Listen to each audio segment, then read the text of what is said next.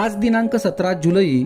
आजच्या प्रवचनाचा विषय, गुरुने सांगितलेले साधन अनन्यतेने सांभाळावे. एकदा असे झाले की एक बाई बाळंतीण झाली आणि ताबडतोब तिच्या मुलाला दुसरीकडे नेले. पुढे काही वर्षांनी त्या दोघांची भेट झाली, तेव्हा मुलाला ही माझी आई आणि त्या बाईला हा माझा मुलगा हे ओळखता आले नाही. तशासारखे आपले झाले आहे. आपण इथे कशाकरिता आलो हेच विसरलो आहोत. खरे म्हणजे आपण काही एका निश्चित कार्याकरिता जन्मलो आहोत, ते म्हणजे मनुष्य देहात परमात्म्याची ओळख करून घेणे हे होय. परंतु आपण विषयात पडल्यामुळे परमार्थाची ओळख विसरलो, विषयातच आनंद मानू लागलो आणि त्यातच सुख मिळावे अशी आशा करीत राहिलो. पण विषयच जर खोटे तर त्यापासून सुख तरी कसे मिळणार, आणि जे सुख मिळते तेही अंती खोटेच ठरते.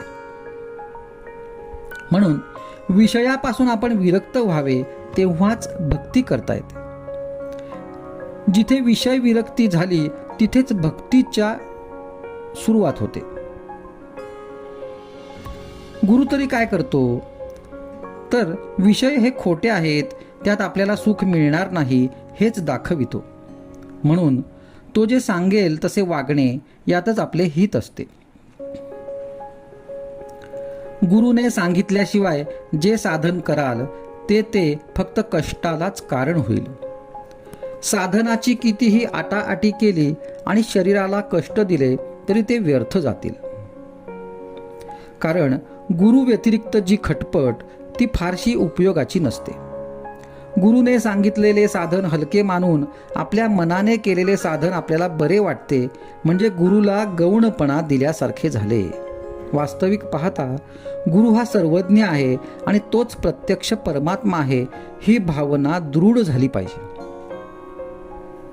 ती तशी झाली म्हणजे त्याच्या वचनावर विश्वास बसतो आणि गुरु सांगेल तेच साधन खरे असे वाटू लागते. गुरु तरी नाम हेच सत्य असे सांगतो आणि नामस्मरणाला आणखी दुसऱ्या काही साधनांची गरज लागत नसते हे पटवून देतो. नाम हेच साधन आणि तेच साध्य होय हे अक्षरशः खरे आहे. गुरुने सांगितलेले साधन पतिव्रतेसारखे निष्ठेने पाळले पाहिजे. ती जशी आपल्या पतीशिवाय जगात दुसरा पुरुषच नाही असे मानते, त्याप्रमाणे आपण आपले साधन सांभाळले पाहिजे. जो असा अनन्यतेने वागतो त्यानेच गुरु आज्ञा प्रमाण मानली असे होते आणि त्यामुळेच त्याला खरे सुख होते. कुठेतरी आपले प्रेम असावे, कुणावर तरी आपला विश्वास असावा, कुठेतरी आपलेपणा असावा. आपण त्याचे होऊन राहावे अशी नेहमी इच्छा धरावी. जितक्या अपेक्षेने आपण प्रपंचात सुख मिळविण्यासाठी धडपड करतो, तितकी सर्व जर भगवंताकडे लावली तर आपल्याला सुख खात्रीने मिळेल, यात शंका नाही.